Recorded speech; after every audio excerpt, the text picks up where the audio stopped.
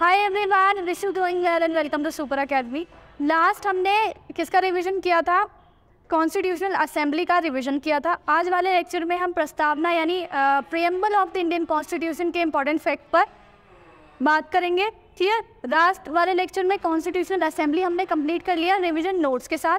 आपका ये वाला lecture preamble of the Indian constitution पर बेस्ड है। प्रियम्बल में कौन कौन से शब्द दिए गए हैं उनको अच्छे से डिस्क्राइब करेंगे। प्रियम्बल से किस किस तरह के क्वेश्चन आपसे पूछे जाते हैं उनको अच्छे से रिवाइज करेंगे।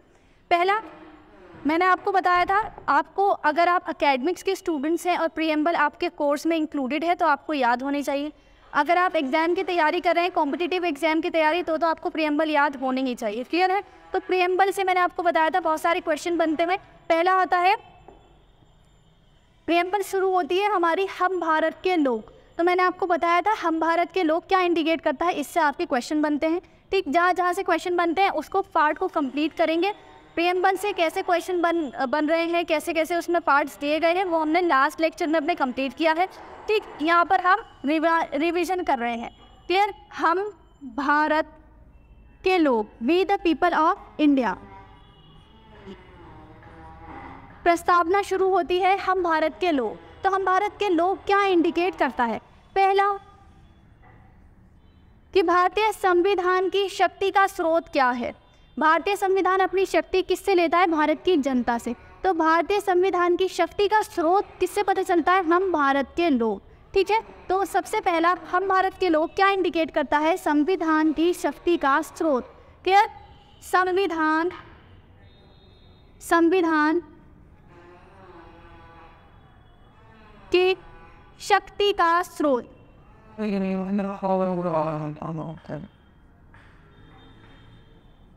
क्लियर? इसके बाद हम भारत के लोग बताता है कि संविधान भारतीयों द्वारा बनाया गया था। संविधान भारतीयों द्वारा निर्मित है। ठीक है, संविधान भारतीयों द्वारा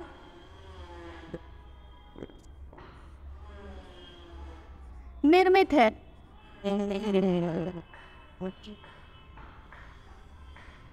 ठीक है, संविधान भारतीयों द्वारा निर्मित है। तीसरा, हम भारत के लोग बताता है कि संविधान सभा भारतीयों की प्रतिनिधि थी, यानी कि संविधान सभा जिसके द्वारा संविधान का निर्माण किया गया उसका चुनाव भारतीयों द्वारा किया गया था। ठीक है, संविधान सभा किसका प्रतिनिधित्व थी? भारतीय जनता का प्रतिनिधित्व थी। भारतीयों का प्रतिनिधित्व थी। ठीक है,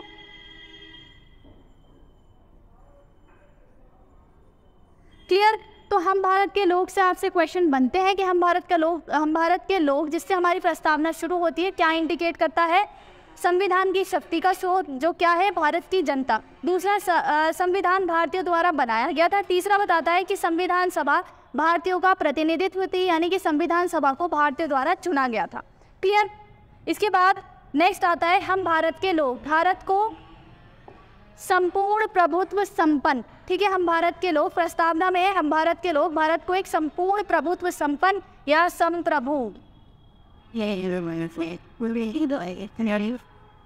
क्लियर? संप्रभु। हम भारत के लोग भारत को संप्रभु। संप्रभु का मतलब होता है ऐसे कोई भी संस्था, राष्ट्र, निकाय जो अपने नियम कानून बनाने के लिए स्वतंत्र होता है वो संप्रभु कहलाता है।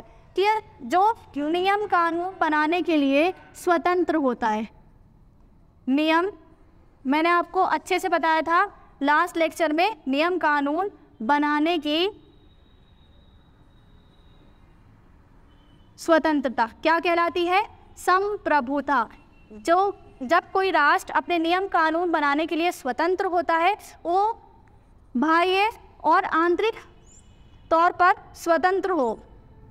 ठीक है, तो वो क्या कहलाता है? संप्रभु। जब कोई संस्था, संगठन, निकाय अपने लिए चाहे वो आंतरिक तौर पर या बाह्य तौर पर नियम कानून बनाने के लिए स्वतंत्र होता है वो क्या कहलाता है? संप्रभु। जो अपने आंतरिक और बाह्य मामलों में स्वतंत्र होता है। आंतरिक मामलों में भी स्वतंत्र है भारत अपने आंतरिक मामलों में, यानी कि भारत अपने लिए कौन कौन सी नीतियाँ अपनाता है, किस तरह के जैसे लोकतांत्रिक व्यवस्था को हमने अपनाया है, ठीक है, हमने मिश्रित अर्थव्यवस्था को अपनाया। तो भारत किस भी अर्थव्यवस्था को अपना सकता है, किस प्रकार की नीति अपनाता है, ये इसका आंतरिक मामला है। इसी प्रकार बाह्य तौर पर हम विदेशी राष्ट्रों के साथ किस तरह का बर्ताव करते हैं, किस राष्ट्र के साथ संधि करते हैं, तो ये क्या है, ये हमारा बाह्य मामला है। तो हम आंतरिक तौर पर क्या नीति अपनाते हैं, विदेश नीति किस प्रकार से संचालित करते हैं, ये हमारी संप्रभुता है। तो इसलिए भारत को एक संप्रभु राष्ट्र बनाया गया है। तो हम भारत के लोग भारत को संपूर्ण प्रभुत्व संपन्न, दूसरा आता है समाजवादी। कैसा, समाजवादी। भारत कैसा राष्ट्र है, समाजवादी। समाजवादी मैंने आपको बताया था, समाजवादी अगर हम विचारधारा के आधार पर पढ़ें तो समाजवाद का अर्थ होता है जब वितरण और उत्पादन के साधनों पर किसका अधिकार होता है, सरकार का अधिकार होता है, वो होता है समाजवाद। ठीक है, जब वितरण और आर्थिक संसाधनों पर किसका, उत्पत्ति और वितरण के साधनों पर जब सरकार का अधिकार होता है, सरकार का स्वामित्व होता है, तो वो क्या कहलाता है, समाजवादी। लेकिन भारत में किस प्रकार के समाजवाद को अपनाया है, भारत में लोकतांत्रिक समाजवाद को अपनाया है। लोकतांत्रिक समाजवाद को अपनाया है। लोकतांत्रिक समाजवाद का अर्थ होता है, लोकतांत्रिक समाजवाद का अर्थ होता है कि भारत में पूंजीवाद, ना तो हमने कंप्लीट समाजवाद को अपनाया, यानी कि सभी चीज़ों पर सरकार का ही स्वामित्व नहीं है या सभी चीज़ें प्राइवेट हाथों में नहीं गई हैं। कुछ चीज़ें प्राइवेट हाथों में दी गई हैं, कुछ चीज़ों पर समाज का स्वामित्व है, यानी कि सरकार का स्वामित्व है। तो हमने समाजवाद और पूंजीवाद दोनों को मिलाकर अपनाया है, प्लस पूंजीवाद। भारतीय अर्थव्यवस्था में पूंजीवाद के भी लक्षण हैं, यानी कि कोई भी इंसान अपने इनोवेशन के हिसाब से अपनी निजी संपत्ति को एकत्रित कर सकता है, उस पर लगाएगी गवर्नमेंट टैक्स, और समाजवाद के लक्ष्यों के अनुसार अपने लोक कल्याणकारी योजनाओं द्वारा जो समाज के वंचित वर्ग है, गरीब वर्ग है, उनका ख्याल रखने का जिम्मेदारी किसकी है, राज्य की। तो भारत में कैसा समाजवाद अपनाया गया है, लोकतांत्रिक समाजवाद अपनाया है, जिसमें हमने सभी की भागीदारी समाजवाद में रखी है। क्लियर, ये मैंने आपको अच्छे से समझाया था अपने लास्ट लेक्चर में। क्लियर। इसके बाद नेक्स्ट आता है संप्रभु समाजवाद। नेक्स्ट आता है आपका धर्मनिरपेक्ष। क्या, धर्मनिरपेक्ष। धर्मनिरपेक्ष का मतलब होता है सेक्युलर। भारत कैसा राष्ट्र है, भारत एक सर्व धर्मनिरपेक्ष राष्ट्र है, सेकुलर राष्ट्र है। भारत में सभी धर्मों के सम्मान को अपनाया गया है। धर्मनिरपेक्ष का मतलब होता है जब किसी राष्ट्र के धर्म के तौर पर किसी धर्म को मान्यता ना दी जाए। इसी प्रकार भारत राज्य का कोई अपना धर्म नहीं है। भारत में विभिन्न प्रकार के धर्म हैं, विभिन्न प्रकार की आस्था है, जिसमें सभी धर्मों का सम्मान किया जाता है। तो भारत एक कैसा राज्य है, भारत एक धर्मनिरपेक्ष राज्य है। मैंने आपको बताया था कि धर्मनिरपेक्ष शब्द जो है भारतीय संविधान में नहीं था, जिस प्रकार समाजवाद भी भारतीय संविधान की प्रस्तावना में नहीं था। ठीक है, समाजवाद शब्द को हमने 42वें संविधान संशोधन द्वारा 1976 में इसको इंक्लूड किया गया। ठीक है, 42वें संविधान संशोधन द्वारा 1976 में समाजवाद शब्द प्रस्तावना में जोड़ा गया। इसी प्रकार प्रस्तावना में धर्मनिरपेक्ष शब्द भी नहीं था, इसको भी प्रस्तावना में 42वें संविधान संशोधन द्वारा 1976 में जोड़ा गया। धर्मनिरपेक्षता का अर्थ मैंने आपको बता दिया। ठीक है, धर्मनिरपेक्षता भारत में किस प्रकार की धर्मनिरपेक्षता को अपनाया गया था, मैंने आपको बताया भारत में सकारात्मक धर्मनिरपेक्षता को अपनाया गया है। सकारात्मक धर्मनिरपेक्षता को अपनाया गया है। सकारात्मक धर्मनिरपेक्षता का क्या तात्पर्य होता है, एक मैंने आपको बताई थी, एक होती है नकारात्मक धर्मनिरपेक्षता, एक होती है सकारात्मक धर्मनिरपेक्षता। धर्मनिरपेक्षता जब राज्य का कोई अपना धर्म नहीं है, लेकिन अगर किसी व्यक्ति के साथ धर्म के आधार पर भेदभाव किया जाता है या धर्म के आधार पर उसके साथ कोई बुरा बर्ताव किया जाता है, तो राज्य उसकी संरक्षण करेगा, राज्य उसका संरक्षण करेगा। तो ये क्या कहलाता है, सकारात्मक धर्मनिरपेक्षता। यानी राज्य का अपना कोई धर्म नहीं है, लेकिन जब उसके नागरिकों के साथ धर्म के आधार पर भेदभाव होता है तो राज्य उसमें इंटरवीन करता है, ये कहलाती है सकारात्मक धर्मनिरपेक्षता। यानी कि भारत में धर्म से राज्य का पूर्ण अलगाव नहीं रखा गया है। एक होती है नकारात्मक धर्मनिरपेक्षता। मैंने आपको बताया था नकारात्मक धर्मनिरपेक्षता का मतलब होता है कि जब राज्य के नागरिक के साथ कोई भेदभाव होता है धर्म के आधार पर, तो राज्य उसमें इंटरवीन नहीं करेगा, वो चर्च का मामला हो जाएगा। जैसे कि पश्चिम में धर्म अलग है, राज्य अलग है। धर्म के जो भी मामले होते हैं वो चर्च देखता है, राज्य अपना राजनीतिक कार्यों को देखता है। लेकिन भारत में क्या है, भारत में व्यक्ति के साथ अगर भेदभाव होता है धर्म के आधार पर तो राज्य उसका संरक्षण करेगा। इसी को बोलते हैं सकारात्मक धर्मनिरपेक्षता। तो भारत में कैसी धर्मनिरपेक्षता है, सकारात्मक धर्मनिरपेक्षता है। मैंने आपको ये भी बताया था कि संविधान में धर्मनिरपेक्षता शब्द को परिभाषित नहीं किया गया, लेकिन बहुत सारे आर्टिकल्स हैं जिनके आधार पर हम कह सकते हैं कि हमारा संविधान धर्मनिरपेक्ष है। कैसे? आर्टिकल नंबर 14, इनको मैं अच्छे से आपको डिस्क्राइब कर चुकी हूँ अपने प्रीवियस लेक्चर में। आर्टिकल नंबर 14, आर्टिकल नंबर 15 जिसमें कहा जाता है कि धर्म के आधार पर किसी व्यक्ति के साथ भेदभाव नहीं होगा। लोक नियोजन के विषय में अवसर की समानता, आर्टिकल नंबर 16, 25 से 28 तक धर्मनिरपेक्षता के अधिकार, 25 से 28 तक धर्मनिरपेक्षता का अधिकार आपको धार्मिक स्वतंत्रता का अधिकार आपको दिया गया है संविधान द्वारा। इसके बाद आर्टिकल 29, 30 और आर्टिकल 44, तो ये सभी आर्टिकल आपकी धर्मनिरपेक्षता को संरक्षण करते हैं। ठीक है, भारत राज्य को धर्मनिरपेक्ष राज्य के रूप में रखते हैं। इसके बाद आता है आपका लोकतांत्रिक। भारत कैसा है? संप्रभु, समाजवादी, धर्मनिरपेक्ष, लोकतंत्रात्मक। ठीक है, लोकतंत्रात्मक। लोकतंत्रात्मक का मतलब होता है डेमोक्रेटिक। डेमोक्रेटिक मैंने आपको बताया था, जहां जनता शासन में भागीदारी लेती है प्रत्यक्ष रूप से या अप्रत्यक्ष रूप से, वो क्या कहलाता है? लोकतंत्र। यानी जनता की शासन में भागीदारी लोकतंत्र कहलाता है। ठीक है, जनता के लिए जनता द्वारा शासन। क्लियर? अब लोकतंत्र को मैंने आपको बताया था, लोकतंत्र होता है दो प्रकार का। लोकतंत्र पहला हो गया प्रत्यक्ष लोकतंत्र, जहाँ जनता प्रत्यक्ष रूप से शासन में भागीदारी लेगी। एक होता है अप्रत्यक्ष लोकतंत्र। अप्रत्यक्ष लोकतंत्र को रिप्रेजेंटेटिव डेमोक्रेसी भी कहते हैं, यानी कि प्रत्याशी लोकतंत्र। ठीक है, या प्रतिनिधि लोकतंत्र। प्रतिनिधि लोकतंत्र का मतलब होता है जहां जनता द्वारा चुने गए प्रतिनिधि जनता के बिहाफ पर क्या बनाते हैं? नीति बनाते हैं। मैंने आपको बताया था भारत में क्या है, भारत में अप्रत्यक्ष लोकतंत्र है। अप्रत्यक्ष लोकतंत्र को भी हम दो भागों में आगे डिवाइड कर सकते हैं। अप्रत्यक्ष लोकतंत्र, अप्रत्यक्ष लोकतंत्र को भी दो भागों में विभाजित किया जाता है। पहला होता है अध्यक्षात्मक शासन प्रणाली, अध्यक्षात्मक। दूसरा होता है संसदात्मक। ठीक है, अध्यक्षात्मक, संसदात्मक। अध्यक्षात्मक मैंने आपको बताया था, अध्यक्षात्मक कहाँ पर है? यूएस में। अमेरिका में किस प्रकार का लोकतंत्र है? अध्यक्षात्मक। भारत में किस प्रकार का लोकतंत्र है? संसदात्मक। और ये हमने कहाँ से लिया है? ब्रिटेन के संविधान से लिया है। इन दोनों को अच्छे से मैंने अपने प्रीवियस लेक्चर में डिफाइन किया है। अध्यक्षात्मक लोकतंत्र में कौन कौन से गुण होते हैं, कौन कौन से लक्षण होते हैं, और पार्लियामेंट्री फॉर्म ऑफ गवर्नमेंट यानी संसदात्मक शासन व्यवस्था में कौन कौन से गुण और लक्षण होते हैं, ये मैंने आपको प्रीवियस वीडियो में लिखाया है। और ये दोनों ही आपसे एग्जाम में पूछे गए हैं कि निम्नलिखित में से संसदात्मक शासन व्यवस्था के लक्षण हैं। क्लियर है? तो इस तरीके से आपसे क्वेश्चन पूछे जाते हैं। मैंने आपको प्रीवियस लेक्चर में पढ़ाया, आप लोग वहाँ से जाकर चेक करेंगे। ठीक, अप्रत्यक्ष लोकतंत्र, तो भारत में क्या अपनाया गया है? अप्रत्यक्ष लोकतंत्र अपनाया गया है, लेकिन संसदात्मक शासन व्यवस्था के साथ। ठीक है, संसदात्मक शासन व्यवस्था के साथ हमने अप्रत्यक्ष लोकतंत्र को अपनाया है। तो लोकतंत्र हमारा शब्द हो गया। इसके बाद पांचवा हमारा शब्द आता है गणतंत्र।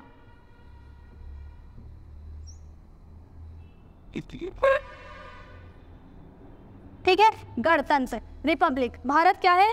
लोकतंत्रात्मक गणराज्य। भारत क्या है? लोकतंत्रात्मक गणराज्य। अब मैंने आपको बताया यहाँ पर संसदात्मक शासन व्यवस्था को भारत में अपनाया गया है। संसदात्मक शासन व्यवस्था भी दो प्रकार की होती है। संसदात्मक शासन व्यवस्था भी दो प्रकार की होती है। पहली होती है संसदात्मक शासन व्यवस्था भी दो प्रकार की होती है। संसदात्मक शासन व्यवस्था भी दो प्रकार की होती है। पहली होती है राजतंत्र या राजशाही। ठीक है, राजशाही। दूसरी होती है गणतंत्र। राजशाही का मतलब होता है जब देश का प्रधान वंशानुगत तौर पर निर्वाचित ना हो, चुनाव किया जाए उसका। ठीक है, राजशाही का मतलब होता है जो देश का प्रधान है, यानी कि आपकी संसदात्मक शासन व्यवस्था का प्रधान, आपकी संसद का प्रधान। जैसे कि हमारे यहाँ प्रेसिडेंट होते हैं। ठीक है, संसद किससे मिलकर बनती है? लोकसभा, राज्यसभा और हमारे राष्ट्रपति। इसी प्रकार जब संसद का या देश का प्रधान निर्वाचित न होकर मनोनीत होता है या वंशानुगत उत्तराधिकार के आधार पर बनाया जाता है तो उसे कहते हैं राजशाही। ठीक है, इसमें किस प्रकार का शासन होता है? वंशानुगत शासन होता है, यानी कि इनके जो प्रधान होते हैं जैसे कि किंग और क्वीन, वो किसके आधार पर बनाए जाते हैं? वंश के आधार पर बनाए जाते हैं, राजा का बेटा राजा। तो ब्रिटेन में संसदात्मक शासन व्यवस्था के साथ राजशाही व्यवस्था को अपनाया गया है, वंशानुगत उत्तराधिकारी सिस्टम को अपनाया गया है। लेकिन भारत में गणतंत्र को अपनाया गया है। गणतंत्र का मतलब होता है जब देश के प्रधान निर्वाचित होते हैं, देश के प्रधान यानी कि हमारे प्रेसिडेंट का निर्वाचन किया जाता है। आर्टिकल 54 जिसमें कहा गया है राष्ट्रपति का निर्वाचन किस प्रकार से किया जाएगा, राष्ट्रपति के निर्वाचक मंडल की चर्चा की गई है। इसी प्रकार राष्ट्रपति का निर्वाचन किस प्रक्रिया के आधार पर किया जाएगा, यह आर्टिकल 55 में दिया गया है। तो हमारा संविधान भारत को एक लोकतंत्रात्मक गणराज्य बनाता है। गणराज्य का मतलब होता है जब देश के प्रधान निर्वाचित होते हैं। इसके साथ साथ गणतंत्र व्यवस्था का एक और मतलब होता है जहाँ पर विशेष अधिकारों की अनुपस्थिति होती है, यानी विशेष अधिकारों की अनुपस्थिति को भी हम गणतंत्र कहते हैं। गणतंत्र के दो मतलब होते हैं, पहला देश का प्रधान निर्वाचित होगा, दूसरा जहाँ विशेष अधिकारों की अनुपस्थिति होगी। विशेष अधिकारों की अनुपस्थिति, ठीक, विशेष अधिकारों की अनुपस्थिति ये क्या कहलाता है? गणतंत्र। तो भारत में दोनों है। विशेष अधिकारों की अनुपस्थिति से मतलब है कि कोई अमीर है, गरीब है, किसी भी वंश से है, जाति से है, उसके साथ कोई भी भेदभाव नहीं किया जाएगा किसी भी आधार पर। क्लियर? गणतंत्र समझ में आया। इसके बाद भारत में हम भारत के लोग भारत को एक संपूर्ण प्रभुत्व संपन्न समाजवादी धर्मनिरपेक्ष लोकतंत्रात्मक गणराज्य बनाने के लिए इसके समस्त नागरिकों को क्या? सामाजिक, आर्थिक, राजनीतिक न्याय। नेक्स्ट हमारा पॉइंट आता है न्याय। न्याय क्या होता है? सभी के साथ उचित व्यवहार क्या कहलाता है? न्याय कहलाता है। सभी के साथ उचित व्यवहार न्याय कहलाता है। प्रस्तावना से जब भी आपके क्वेश्चन पुटअप होते हैं तो उसमें पूछा जाता है संविधान में भारतीय नागरिकों को कितने प्रकार का न्याय दिया गया है। तो संविधान में भारतीय नागरिकों को 3 प्रकार का न्याय दिया गया है। 3 प्रकार का न्याय दिया गया है। सामाजिक न्याय, समाज में किसी भी व्यक्ति के साथ कोई भेदभाव नहीं किया जाएगा, समाज में सभी व्यक्तियों के साथ उचित व्यवहार किया जाएगा, यह कहलाता है सामाजिक न्याय। फिर उसके बाद आता है आर्थिक न्याय। कोई गरीब है, कोई अमीर है, उनके साथ अलग अलग व्यवहार नहीं किया जाएगा, सभी के साथ समान व्यवहार किया जाएगा। अर्थ के आधार पर यानी संपत्ति के आधार पर किसी के साथ कोई भेदभाव नहीं होगा, यह कहलाया जाता है आर्थिक न्याय। फिर इसके बाद आता है राजनैतिक न्याय। राजनैतिक न्याय का मतलब है कि सभी को समान रूप से शासन में हिस्सा लेना, यानी शासन में भागीदारी में हिस्सा लेना संभव होगा, यानी राजनीति में सभी की समान रूप से भागीदारी होगी। मतदान देने का अधिकार सभी को समान रूप से दिया जाएगा। इसके साथ साथ आपको निर्वाचित होने का भी अधिकार समान रूप से दिया जाएगा। निर्वाचित करने का अधिकार और निर्वाचित होने का अधिकार सभी को समान रूप से दिया जाएगा, ये कहलाता है राजनैतिक न्याय। यानी राजनीति में सभी की समान रूप से भागीदारी होगी, शासन में, देश के प्रशासन में सभी की समान रूप से भागीदारी होगी, किसी के साथ किसी भी आधार पर कोई भेदभाव नहीं किया जाएगा, ये कहलाता है राजनैतिक न्याय। तो भारतीय संविधान की जो प्रस्तावना है भारत के नागरिकों को 3 प्रकार का न्याय देती है, सामाजिक, आर्थिक, राजनीतिक। ये एग्जाम में पूछा गया है कितने प्रकार का न्याय? 3 प्रकार का। फिर इसके बाद नेक्स्ट आता है स्वतंत्रता। भारतीय संविधान की प्रस्तावना में भारतीय नागरिकों को कितने प्रकार की स्वतंत्रता दी गई है? 5 प्रकार की स्वतंत्रता दी गई है। पहली, विचार, विश्वास,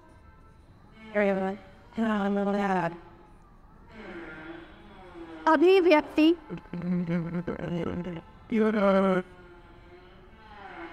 धर्म और उपासना। विचार, विश्वास, धर्म, अभिव्यक्ति और उपासना की स्वतंत्रता भारतीय नागरिकों को दी गई है। इसको यहाँ पर लिख देती हूँ। कितने प्रकार की स्वतंत्रता प्रस्तावना हमें देती है? 5 प्रकार की स्वतंत्रता प्रस्तावना हमें देती है। पहली है विचार, प्रत्येक व्यक्ति अपने विचारों को लेकर स्वतंत्र है। फिर उसके बाद अभिव्यक्ति, अभिव्यक्ति का होता है मतलब एक्सप्रेशन, राइट टू एक्सप्रेस, आप अपने आप को एक्सप्रेस करने के लिए भी स्वतंत्र हैं। आप अपने देश की नीति का समर्थन भी कर सकते हैं, सरकार द्वारा लाई गई नीतियों का समर्थन भी कर सकते हैं, विरोध भी कर सकते हैं। तो ये क्या है, फ्रीडम ऑफ एक्सप्रेशन है, ये आपको स्वतंत्रता दी गई है भारत की प्रस्तावना के द्वारा। विचार, अभिव्यक्ति, विश्वास, विश्वास की स्वतंत्रता। नेक्स्ट आता है धर्म की स्वतंत्रता, आप किसी भी धर्म को मानने या ना मानने के लिए स्वतंत्र हैं। आप किसी भी धर्म को फॉलो कर सकते हैं, किसी भी धर्म को नहीं मान सकते, ये आपकी स्वतंत्रता है। फिर उपासना, आप जिस धर्म को फॉलो करते हैं उसके अनुसार आप आचरण कर सकते हैं, ये कहलाती है उपासना की स्वतंत्रता, उपासना की स्वतंत्रता। क्लियर? तो विचार, विश्वास, अभिव्यक्ति, धर्म, उपासना की स्वतंत्रता। तो प्रस्तावना आपको 5 प्रकार की स्वतंत्रता देती है। क्लियर? नेक्स्ट आता है समानता, न्याय, स्वतंत्रता, समानता। समानता, विशेष अधिकारों की अनुपस्थिति। समानता, समानता क्या होता है, विशेष अधिकारों की अनुपस्थिति। विशेष अधिकारों की अनुपस्थिति, भेदभाव रहित व्यवहार, क्या कहलाता है, समानता। जब किसी के साथ किसी भेदभाव का व्यवहार नहीं किया जाएगा और विशेष अधिकारों की अनुपस्थिति होगी, वो कहलाती है समानता, इक्वालिटी। तो भारत की प्रस्तावना आपको 2 प्रकार की समानता देती है, प्रतिष्ठा,